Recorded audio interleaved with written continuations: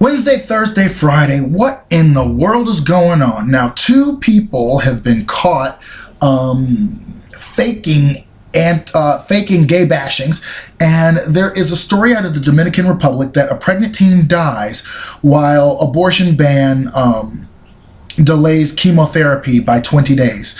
So simply, her body rejected a blood transfusion and she was pronounced dead. Now the thing is, I thought that this happened in the United States, where it very well could happen, especially with the restrictive abortion bans that have been placed in different states by Republican-led legislatures. And if you don't believe that this is a partisan attack, if you don't believe that the Republicans are evil, when they get control, they surely show it. And, you know, people think that things will change if Republicans are in charge. They don't. They tend to get worse. But if anything, I'm not surprised if this had ever happened in a GOP-led state. But the whole thing is, it seems like a child deserves a mother and a father unless the abortion of that child, that terminating that pregnancy, will save the mother's life. Even in case of rape or incest or medical necessity, they still decline to authorize a doctor to perform an abortion. While also, let's take a shift from the Dominican Republic to Kansas, why don't we? A 10-year-old girl was raped by her uncle, and there is a doctor in that state, and something, who was profiled on David Pakman, the story, where I picked it up at first, I'll tag Dave, where she would basically have been forced by the state law or something similar to that. She would have been either pressured or something to carry the child of her uncle. She is 10 years old, and I believe, I wonder if she was mentally, if she was mentally retarded, or if she was, or if other circumstances were at play. But either way, this woman is this young lady is 10 years old. And I'm going to put a plug in here and let you know that most child molesters are in fact connected somehow. They're usually family members or an older child who was connected to that child and trusted with that child. This is an uncle we're talking about. It could have been by marriage, it could have been blood, but this is an uncle we're talking about. And more than likely, he had a wife. So, dispelling any myth about gays being pedophiles here. But going into the abortion angle, she is now being targeted by the hard right in Kansas because she did not allow this young lady to give birth to her uncle's child.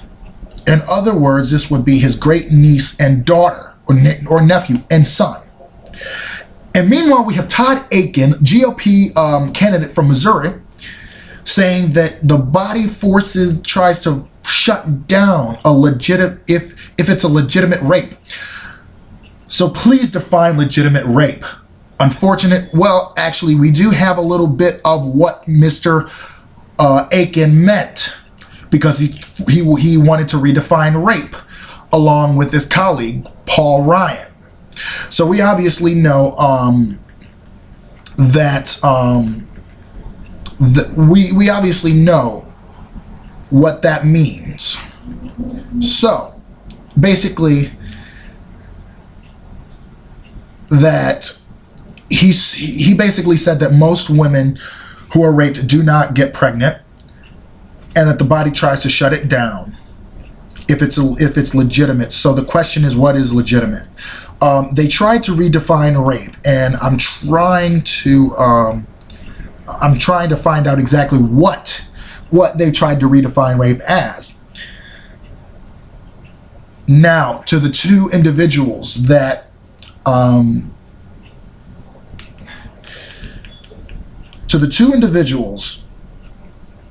that tried to that basically faked gay bashings. There was one who was picked up by Wipeout Homophobia, and there was another one that was picked up by Mr. Ty McCormick.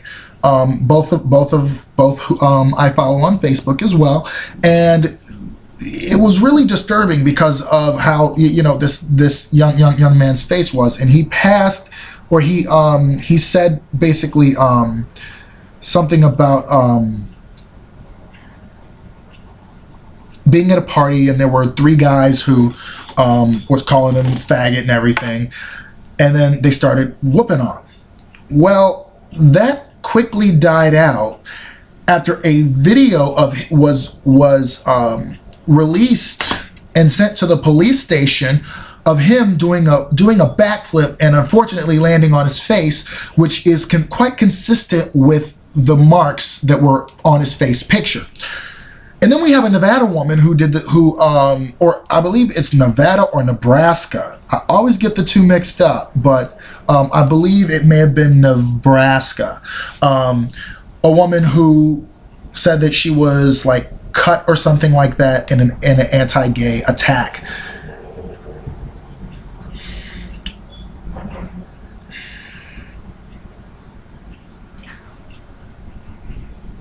That's why I like to look at the stories and follow them, because if it turns out they're lying,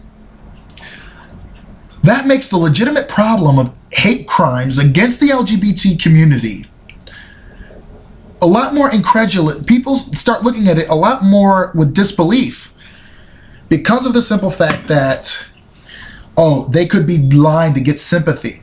And now they have, especially after, if someone were following these, they could say, especially on the right, most of the gays fabricate stories of hate crimes against themselves. And I was actually the victim of a hate crime because this guy came to me about a loofah in the shower, which is stupid, but later on he said that he was sick and tired of living next to a faggot, and he grabbed a knife. I told him to drop it because I was going to fight him head up. And he said, I don't fight faggots, I kill them. And faggot, this and that. Faggot, this and that. They declined to prosecute it as a hate crime, which is another thing, which is another problem that we have. And this was in March of 2011, actually. It's not that, or 2010, no, 2011. And this whole thing, faking attacks like that, you disgust me most of all. Every LGBT individual in the community should line you up. You should be lined up, and every single LGBT person in the community should just give you a good strike. What are you doing? Do you know the implications of what you are doing when you do this to people? And then you get all that media sensation, but then when it's found out to be a hoax, people like Virginia Fox say, well, Matthew Shepard's death was a hoax. And she later, quote, apologized by saying the wrong choice of words was used. But there was no easy way to say that, hey, your son's death is a hoax. I have nothing but utmost disgust for you. And when something really happens, well, you know what? Psst, you deserve it. As harsh as that sounds, you deserve it. Because you cried wolf. Psst. Then when the wolf comes, well, hey, psst, bad on you. Have a great day, YouTube.